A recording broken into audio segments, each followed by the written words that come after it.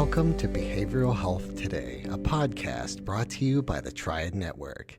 This podcast is designed to share trending topics occurring within the world and our communities and bring them a behavioral and mental health perspective.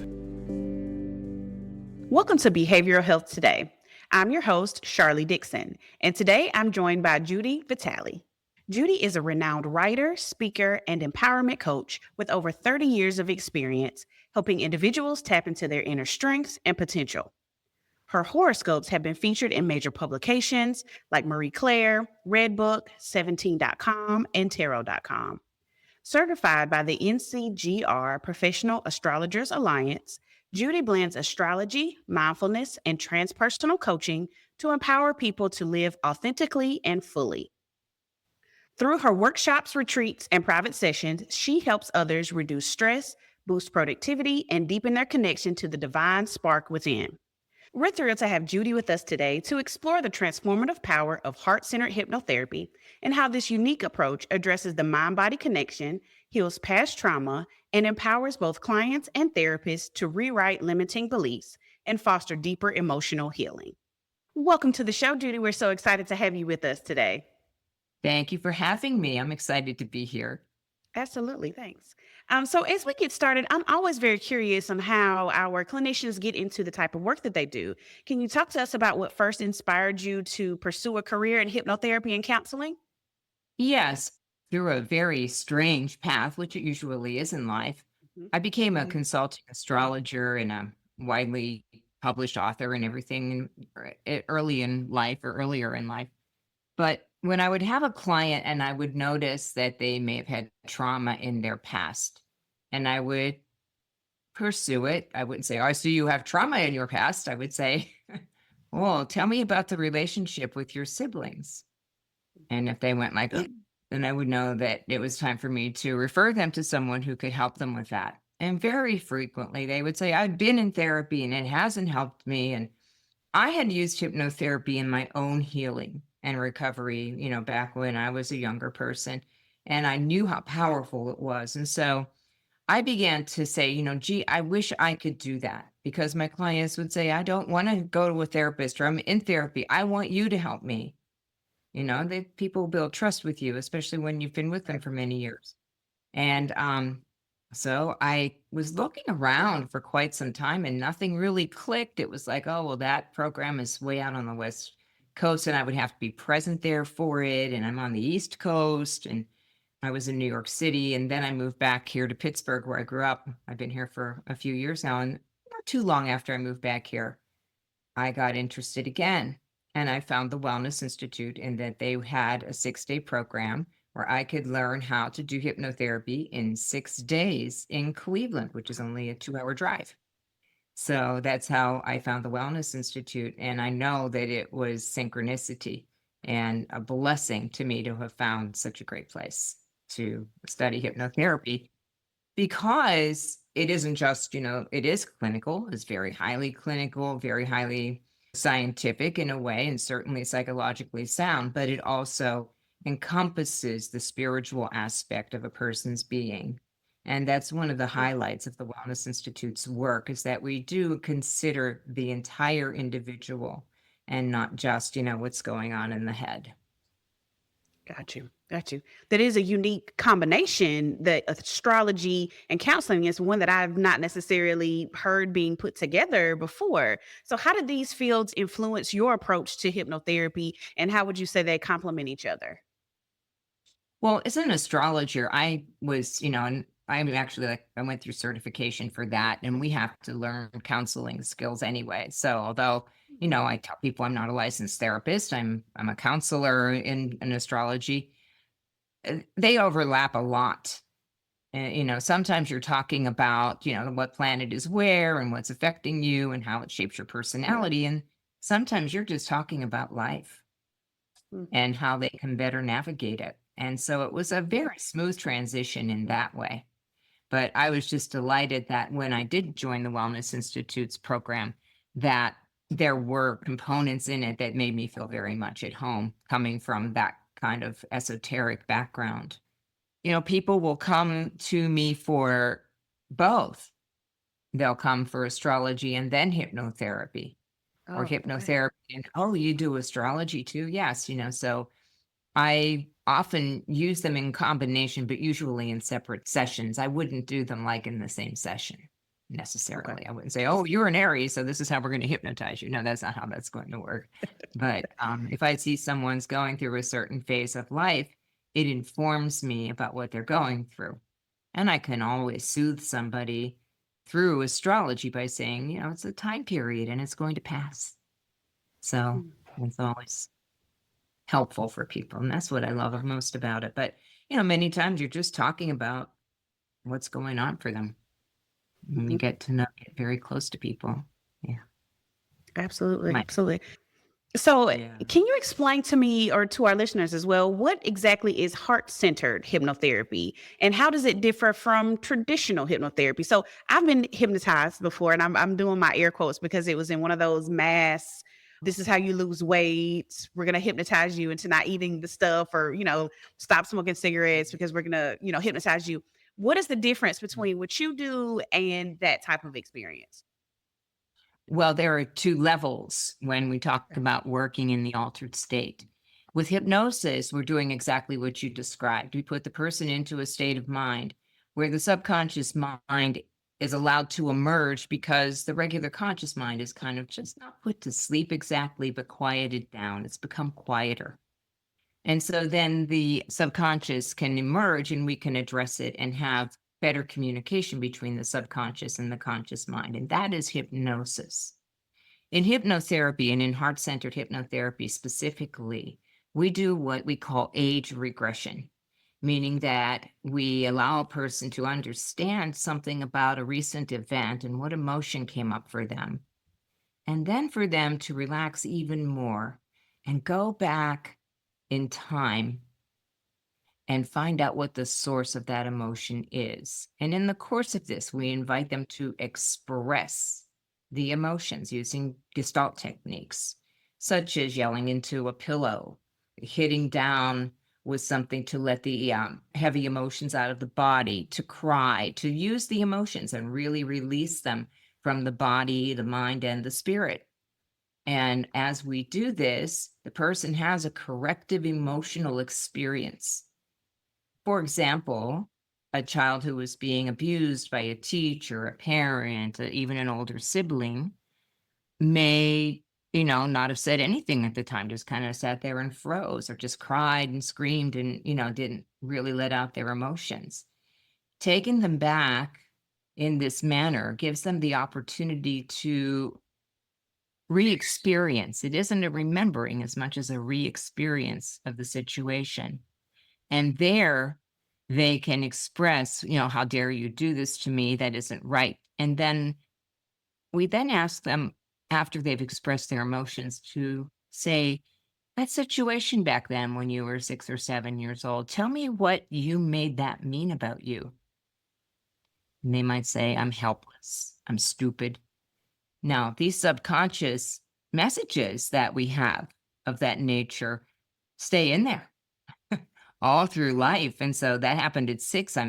Someone comes into their 50s or 60s and they still have that recording going on in their mind. So what we do after we finish with the age regression and we have them express the emotions and tell us what they made it mean about them and how it influenced the way they chose to behave, we then give them the opportunity to reframe that. I am smart. I am powerful. I don't hide. I show myself. I show my worthiness, or my ability. I demonstrate how powerful I am in a positive way. So we take what was a very negative situation and allow the person to see it in a more realistic sense. The 6-year-old child had no business being abused. But, when you're a 6-year-old child, you think I deserved it. I did something wrong. But then when you're, look at it in this new light, then you can come to a part where we heal. And then we have an actual healing portion of the session where we will allow people to have a conversation with that little child and tell them all the things that that little child needed to hear, such as, you're beautiful. I love you just the way you are. And this possibly is the real heart-centered part of it, because although it's similar to parts therapy in that we're talking to a part of the personality, Mhm. in fact, we're doing a little more than that. We're having compassion and love for that part. So that then the next time that someone triggers that response in me, someone says something that reminds me of that situation, I can say, oh, well, that was that situation. That's not current. This isn't the same situation. And calm down, little girl part of me. It's okay. You're fine. You're good. And the physiological things that go on in the brain are quite interesting as well. When we experience trauma, the Mhm. amygdala part of our brain is setting off an alarm bell. Oh my gosh, this is terrible. This is horrible. Well, when we go into this situation, shock, which is when something is happening on the outside that just makes it really uncomfortable for us to be in our bodies, we check out. We might get very agitated or we might freeze.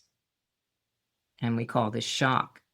And what happens is the experience never gets processed by going through the hippocampus and back up into the frontal lobe. It stays in just like it's always happening, and over and over and over. And this is where PTSD comes from, post-traumatic stress disorder. When a person, hears a firecracker go off and they remember, they come back to the moment of being in an explosion of some kind.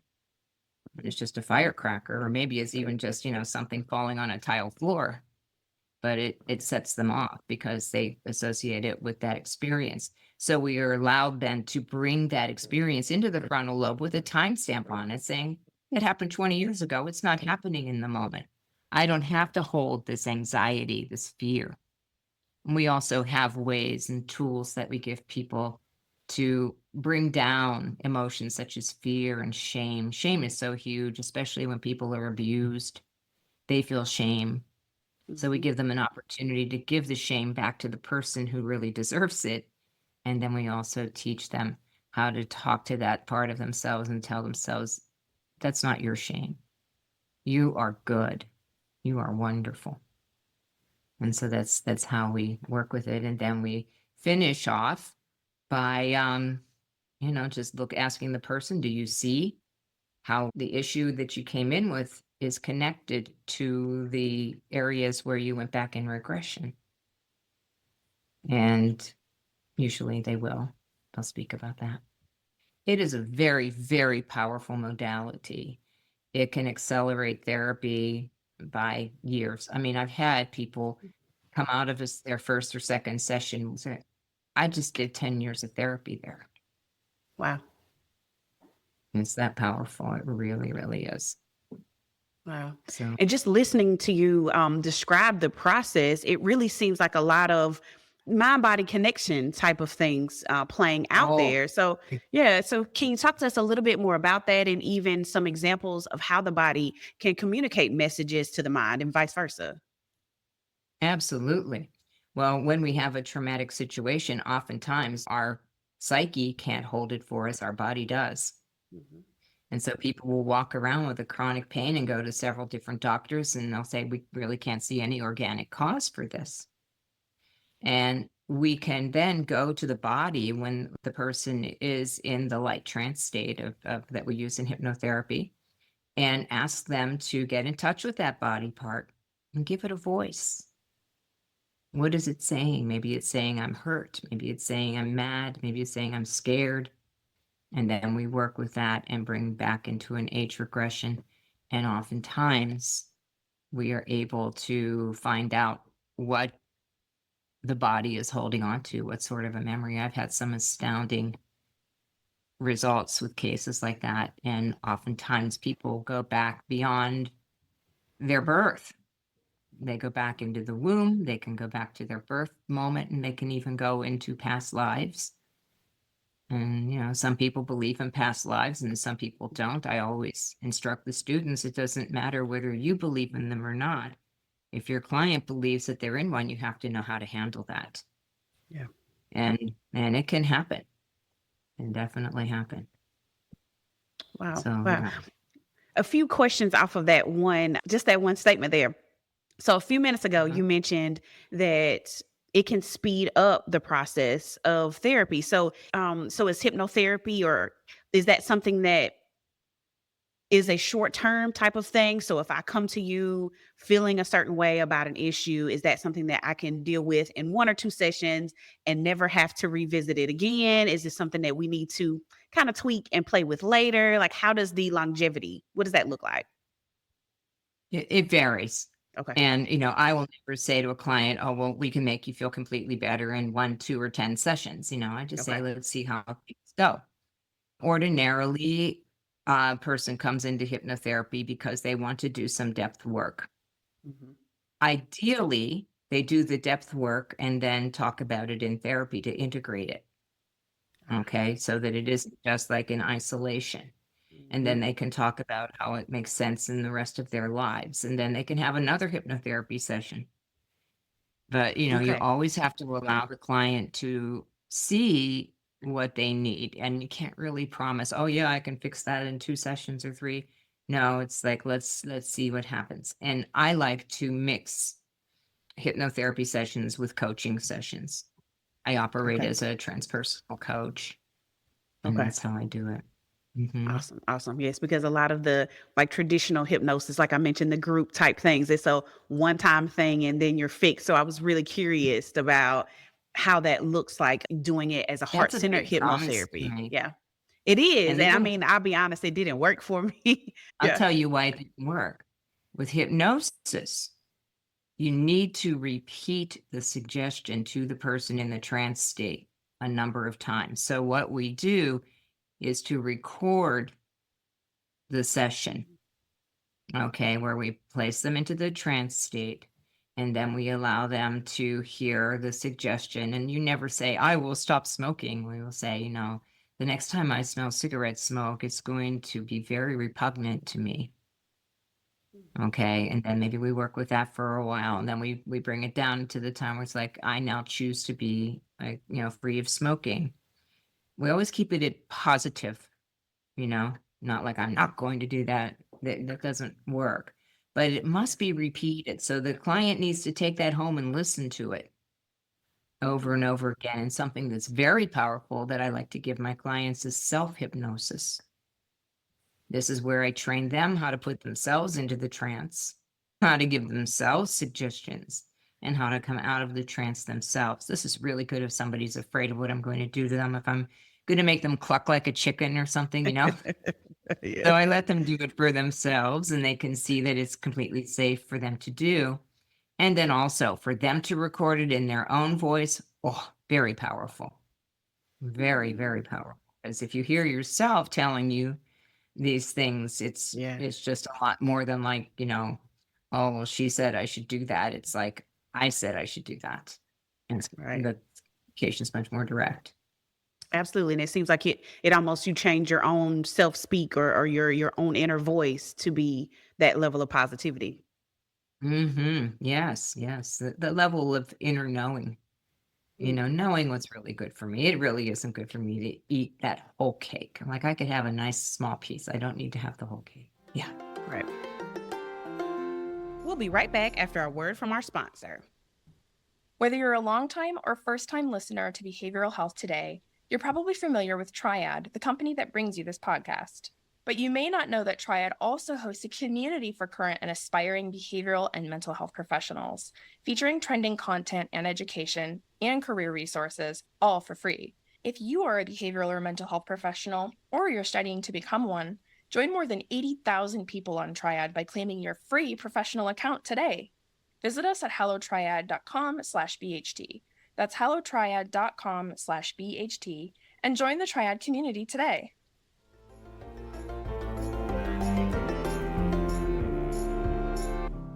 You also mentioned that many of the therapists that you teach this practice to, they experience their own type of transformation through heart-centered hypnotherapy. So how does it specifically work for those in the healing profession to heal themselves? Well, when Diane Zimbaroff and David Hartman put the Wellness Institute together, their mission was to heal the healers. So many people in the mental health profession and other healing professions go into that line of work because they have wounds of their own. And so if I take care of other people, I don't have to look at my own wounds. But Diane has often said that it's very scary for a therapist to do his or her own work. It's even scarier for a client to sit down in front of a therapist who has not done the work, because they're not going to be able to hold the space. If I've been sexually abused and someone comes in and confides in me, even in a talk therapy session, that they've been sexually abused, or in a hypnotherapy session, if they regress to that, that's going to trigger me unless I've done the work and I've learned how to transfer that out of the panic situation into the remembering that it happened to me and I can help this person. Now I can hold the space for them. Got you. So Got you. it's an important aspect of it. And I don't think a lot of the people coming in, even though we do inform them of that, they don't expect to experience it for themselves. But when they do, they realize how wonderful it is. And it is important, in fact, imperative for a good therapist to, even when, you go through traditional therapy, you must go through therapy while you're doing that. But this is even more necessary because you just get to such deep things and the things people remember. There are times when you just can't fathom how another human being could do that to someone, and you hear it, but you have to be able to hold it and treat your own symptoms of shock. If I hear something that's terribly disturbing, I put on a heating pad so that I don't check out. I want to be there for my client. I want to stay in my body. Right. Mm-hmm. Wow. So then, just as we're speaking about the therapist's role, how would you describe their role in this? So you mentioned they need to be able to hold the space. Can you talk to us more about what that means and what does it really mean to guide the client through that whole process? Well, it's much different from talk therapy. There's the clinical distance that one keeps in a talk session. There's also the idea of trying to help them with their thoughts and to keep talking to them in another way, of speaking and saying, well, this makes more sense for you, and making suggestions. Here, we're really just guiding them on a journey. We're taking them into a trance. We're resourcing them. That's another important part of the hypnotherapy session. We give them places that they can retreat to if things get to be too intense in the hypnotherapy session. We tell them, find a place that makes you feel completely safe and use all of your senses to be there. Find a wise adult inside you that you can count on to walk into that room where you were abused. Let that wise adult walk in with you and protect you as you go and re-experience this, and tell that person what that little person needed to say. So we go through a lot of that, but the therapist is a guide, a protective, supportive, loving guide. There's very little dialogue between the therapist and the client. The therapist merely takes them through the process and helps them find their own solutions. And, you stop them and say, so tell me what you made that mean about you. And if they say it means that nobody likes me, then you have to say, if nobody likes you, tell me what that means about you. I'm unlovable. So that's the belief that you had, that you were unlovable. And then, of course, just like in hypnosis, after the session, we like to give them either a recording of the part where they're receiving their affirmations and also the induction, or we want to give them everything written down so that they have their affirmations in a place where they can truly repeat them to themselves, write them down, make sure that they really come to own them. Yeah, the repetition is necessary there for that as well. Absolutely. But one hypnotherapy session, I treat a lot of addicts, not like as a coach, and also in hypnotherapy, I work with a lot of addicts.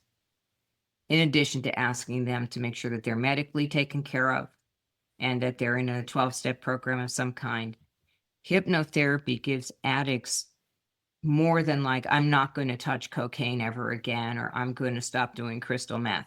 Okay. We go back and find out, what is it that you are trying to medicate with these substances?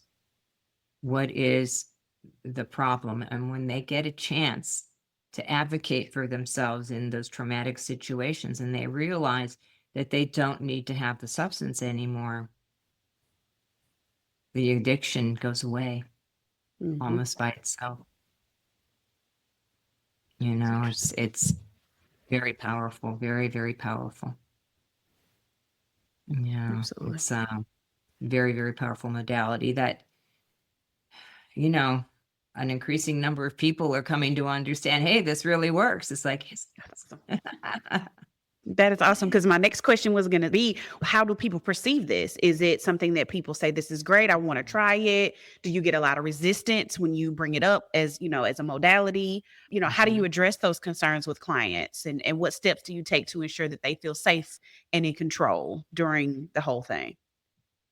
that's really important, especially for someone who has severe PTSD, but even in like a normal person, you know, who's kind of, you know, high functioning, and they come in, well, I really would like to explore. I have like some flash of memory in my childhood, but I'd like to know, you know, what's that, or what's underneath this thing that every time I get on an airplane and they shut the door, why do I have a panic attack? You know, it was a birth issue. The person was pushing through the birth canal and couldn't get out. And so they felt that closed in feeling, and they went into the same panic. So we cleared that. It's, you know, but well, it's not easy sometimes. You know, people Yeah. will have a lot of objections. So we have usually, I'll hand them a sheet or tell them to check this or that website to see questions and answers about hypnotherapy, what it is, what it isn't, what's going to happen in the session. That way they feel open to ask me any kind of question that they might have.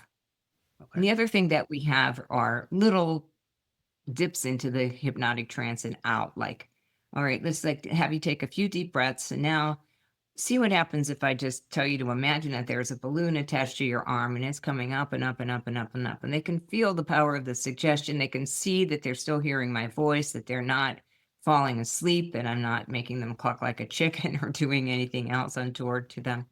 And that they, you know, that they see that, and it takes like 5 or 10 minutes, and then they come out of it and they're like, well, okay, maybe.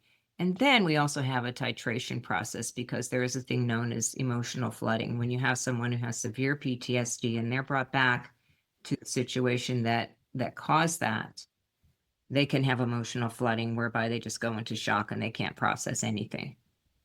So we take them very, very slowly. We maybe have them the first session, they come in and they just find their favorite place, and then they come out of the trance. Then we have them go to their favorite place and find their wise adult, and then they can go back out of the trance. And then on the third visit, maybe we say, let's install this little device where you can turn down those intense emotions, turn them up and down with your thoughts. We call it a dimmer switch, and put your, you know, your hands like this and bring them up or bring them down. And it gives them, you know, a tool that they can use. And we also always give every client the chance to say, this is too much for me, make it stop. And so we set up a signal, we call it 1, 2, 3, stop. If it's too much, and so then we'll take them back to their safe place, let them be there for a little while and see if they want to continue or if they want to come out of the session. It's always up to the client. And so as a therapist, you have to be able to understand that you're following them. You're not leading them, you know, you're leading, you're guiding them. It's sort of like somebody who's blindfolded and you're just kind of like showing, you know, helping them to walk to where they want to go. So that you're helping them. Yeah. It's very cool. Yes. I was very fortunate when I joined the Wellness Institute. It was at a time when they also had a graduate school. So I received my Master's of Arts in transpersonal counseling from the Institute, and I took a really deep dive into the work with research and everything. So I was very fortunate. Absolutely. Because that, like you mentioned, trying to bring someone or to understand where trauma even started, and it can be something that they don't even remember, that does have to be a slow, steady process to help make sure that they feel safe. Mhm. Right. The safety is just so important. Hmm. And even, people who have physical issues and they don't want to give up that shoulder pain. They have a secondary gain from that. Oh, if I have the shoulder pain, then I don't have to lift anything heavy, you know? And so Yeah. they, you have to work with those sorts of issues as well. But like I say, ideally, in whether you're in a psychotherapeutic situation or a coaching session, we also train nurses, acupuncturists, people who are in the medical profession, doctors. Okay. It's a combination using this and using the other modalities. It's really ideal to integrate. Okay. Yeah. Okay. That's really cool. So, as you're working with a client during a session, how do you encourage them to stay into the session? How do you not let your mind wander to other things? How do you teach them how to stay focused on just that one area? Well, the part of the mind that wanders has been given permission to just take a rest. And Okay. that's, the part of the brain, the normal waking consciousness. Most of the time in a session, I'm talking not with the client who came into my office, I'm talking to that younger part of them. Mm. And they don't have a problem staying focused normally. Okay. And doing this work tends to bring people deeper into the trance. Okay, so where their subconscious gets permission to speak even more prominently than before. So I don't think I've ever had, and I've had people who had difficulty allowing themselves to be taken into the trance state that I have encountered. However, once people go into it and begin to do the work, they normally stay focused just as because they're there. Okay. And like I Okay. said, if they don't want to be there, they have that option. They know they can always say, stop, Okay. bring me Come back. I've also never on. had that happen, Hmm. but I offer Interesting. people that option. Mm-hmm. Right. Yeah. Again, that goes right back into that safety and a feeling of being in control of what is happening, for sure. Yes, and people, especially in our culture, are so cerebrally oriented.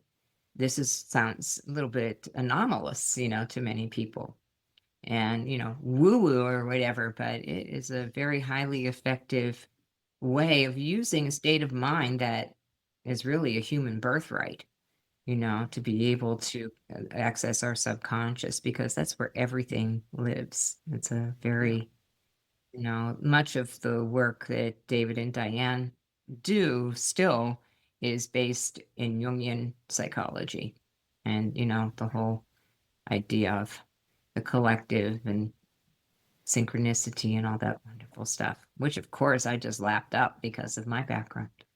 It's perfect Absolutely. match. Yeah. Yeah.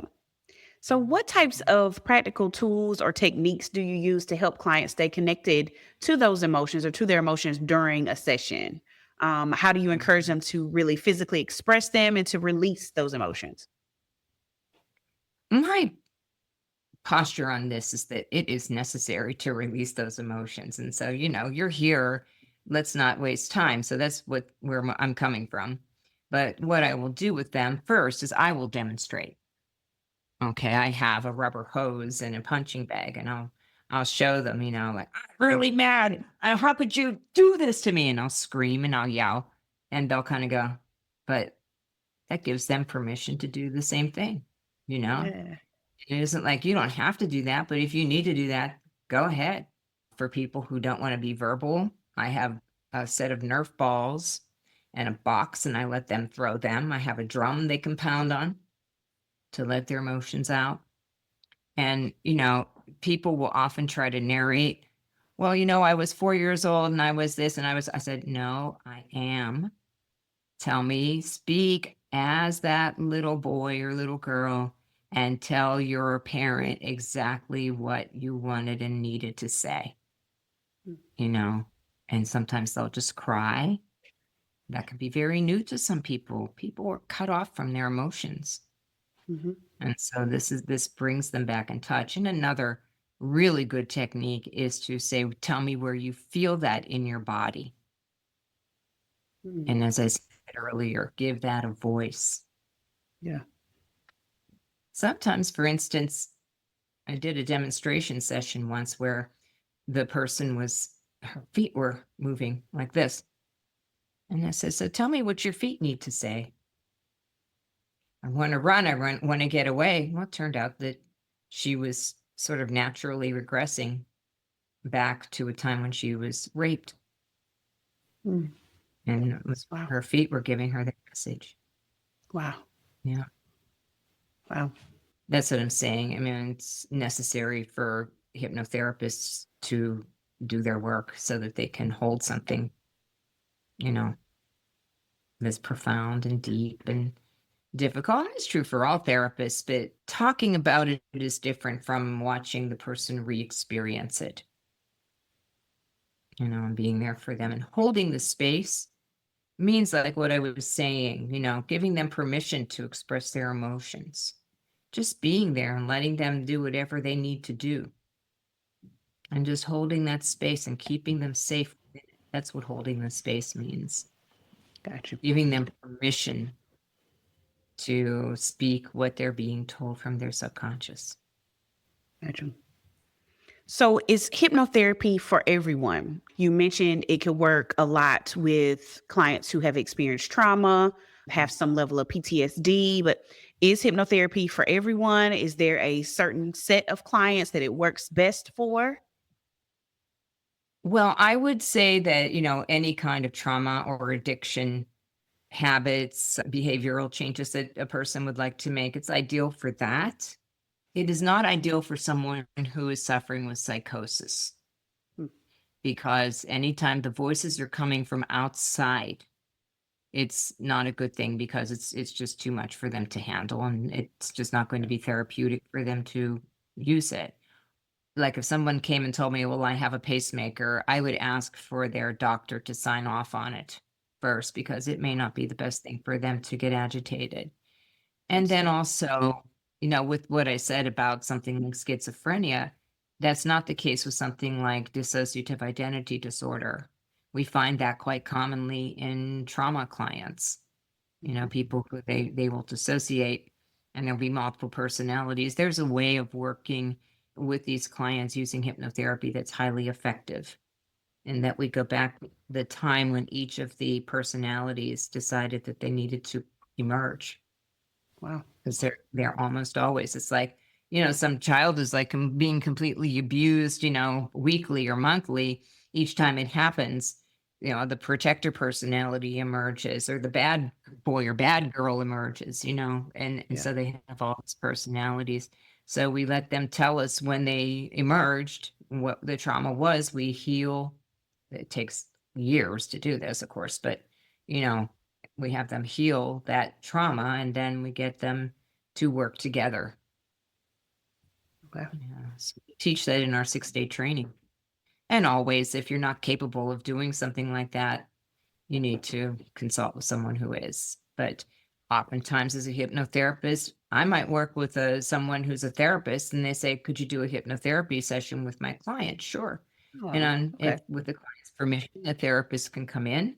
In a situation like that, I would insist on that, that like if you're treating someone with dissociative identity disorder, you come in with them, and I'll do the hypnotherapy part of it. And, then they can come back to you and continue with the rest of the treatment. But there is a lot of room for that, for people who do hypnotherapy to consult with therapists in that way. Okay. And kind of along those same lines, then how do you know when a client is ready to do hypnotherapy or to enter into hypnosis? How do you gauge when the right time is now, or maybe you should wait? Especially just like you mentioned, working with clients who have experienced deep trauma or have, some level of psychosis there. How do you know when it's time? When I feel as though that they can trust me, so there's no time on that, no time limit on that. When we've built up that trust and consistency, where they know that I'm going to be here for them. And there's so much that goes into that, even down to like ending your session on time. That's important. Even if they're 20 minutes late, you have to end the session on time. So they know that's their time. And the next section is for the next person. And, Right. you know, it's keeping boundaries, all of these things that therapists are not always so good at. Keeping boundaries, asking for payment, all of these things. They're not always so great at it. Yeah. And so that's why the training that wellness provides, wherein the therapist is being also going through their own process and their own transformative growth, very helpful. Yeah. Because in our advanced trainings, there are mastermind groups and processes that really dig deep down in, and yeah, people really come out. I mean, I know I've gone through the whole program and I'm not even anywhere near the person I was when I came in. Wow. Mm-hmm. It's cool to hear. Yeah. It's at any age, you can continue to grow. I hope I never stop. Absolutely. So then how do you measure success? What does a successful session look like? And then what types of changes do you typically see in your clients over time? Like, how do you know it works? Well, it's the amount of insight that the client gains into their own behavior. Mm-hmm. So someone I had clients who procrastinate, and then they go into a regression and they find out that their parents tied them down, tied them to a bed, or tied them to a post in the backyard. So they felt like they were tied down.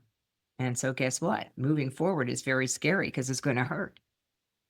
And so when they come in and they make the connection between their current behavior and the root of that current behavior, then they can change the current behavior by saying that isn't happening now in the moment. I've overcome that. I've been able to speak my truth to the people who did that to me. It was wrong.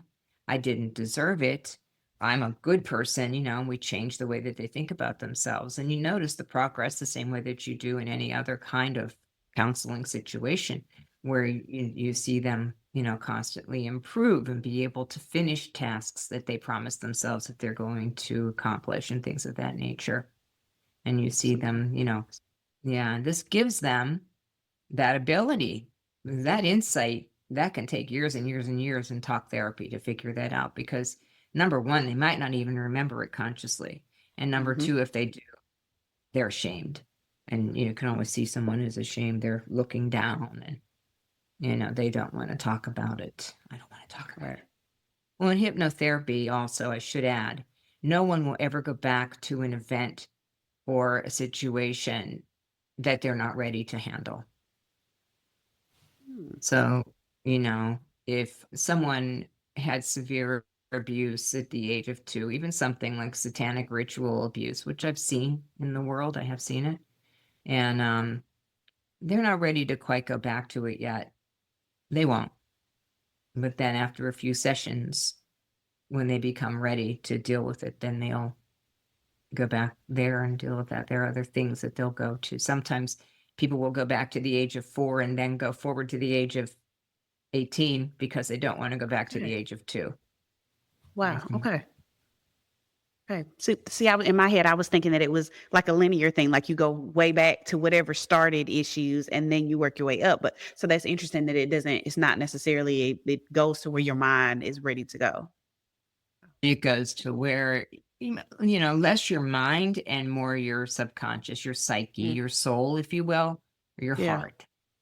Got you. Mm-hmm.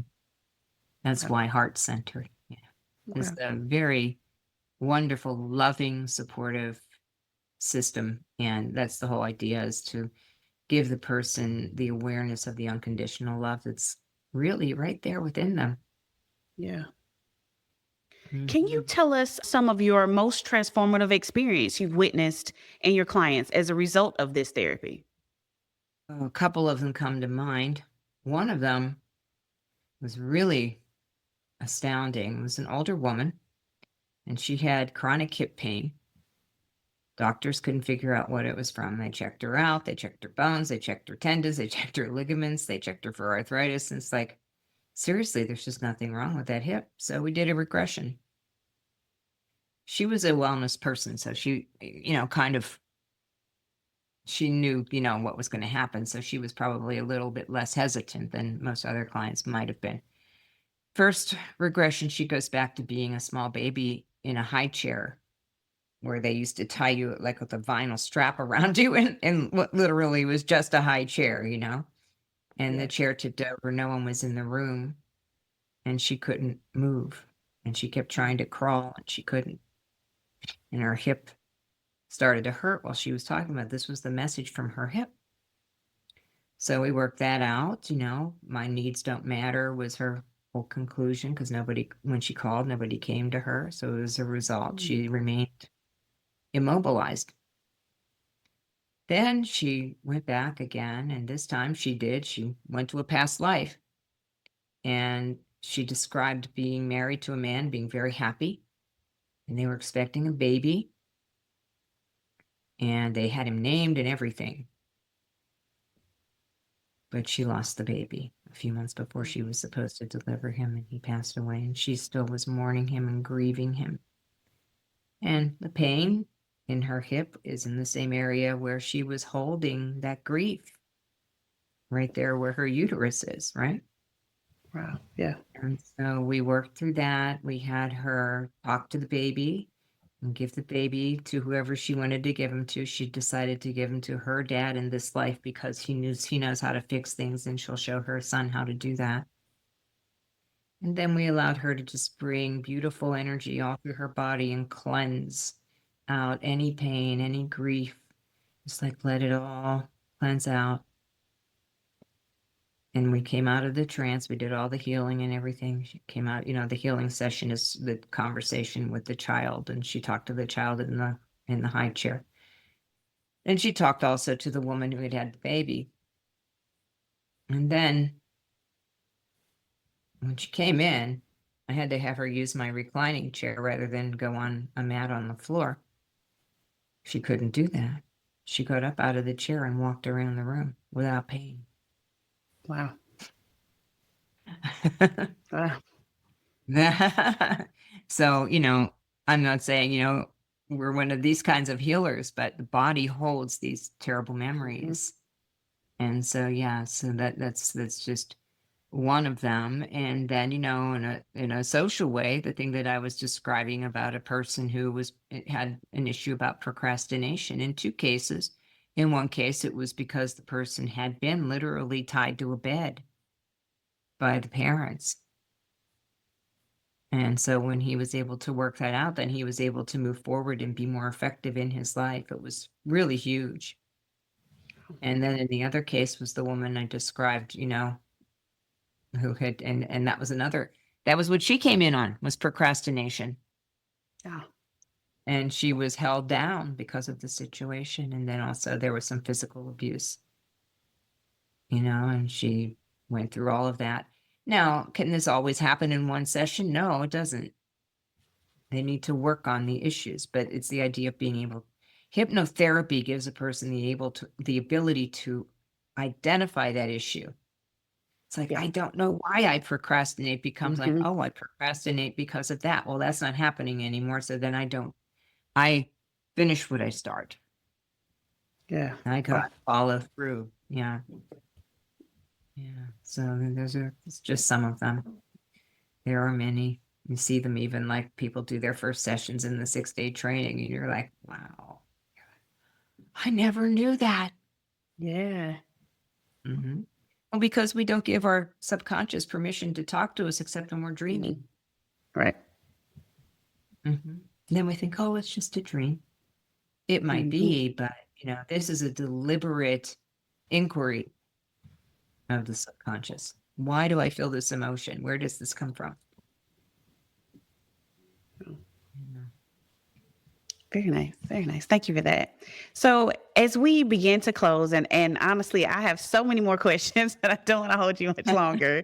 So for those that are interested in exploring heart-centered hypnotherapy or learning more about your work, where can they find more information and stay connected with you? Well, wellnessinstitute.org will take you to the Wellness Institute. We have a 6-day hypnotherapy training. I also teach a 2-day hypnosis course, which is for people who just want to learn the hypnosis portion. And it's just 2 days over the course of a weekend, very, very reasonably priced. And you can get a taste of it. And then if you decide to take the 6th day after that, you can get a substantial discount on that. And the Wellness Institute does all of its classes online with live teachers. Okay, we're really there on Zoom with you. It isn't, just like you're watching a TV show. We're really there with you, and you have a peer group. And we very definitely believe in the power of the group. And a person being witnessed and witnessing others accelerates the healing even more. So that's very, very powerful, and learning as well. And, you can just look me up on the internet and you'll probably find me. I will definitely do that. Yeah. Yeah. Okay. Well, Judi, I really appreciate you speaking with us today. This has really been interesting and kind of eye-opening to a new topic for me. So thank you very much for coming. You're very welcome, and thank you for having me. And it's always my great joy to give to others what's been given to me. Thank you. Absolutely. Thanks. And thank you to our listeners for taking the time to join us. Before you go, we'd love your help. Please leave a review and share the podcast with a friend. By spreading the word, you help us grow and reach more people, allowing others to discover the valuable insights shared in each episode. Thank you for being such an important part of the Behavioral Health Today community. As always, the resources for this episode and an archive of all of our other episodes can be found on our webpage at triadhq.com/BHT. And we look forward to having you back with us next time on Behavioral Health Today. We appreciate all the support from our community, and if you like our show, one of the best ways you can support it is by giving us a 5-star rating and leaving a review. Behavioral Health Today is a podcast part of the Triad Behavioral Health Network, all rights reserved.